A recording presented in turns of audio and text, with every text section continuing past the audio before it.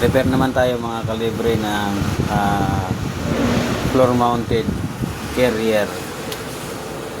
Error nito ay hindi ko pa alam.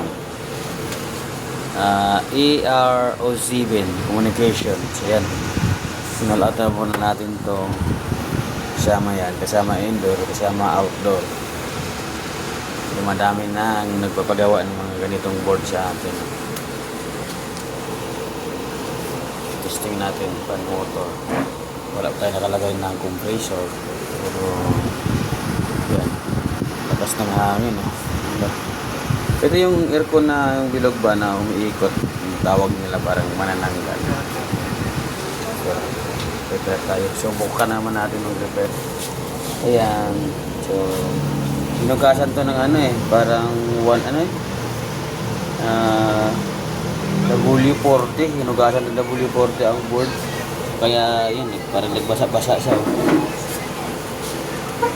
Yan, abangan nyo na lang mga kalibre yung repair natin.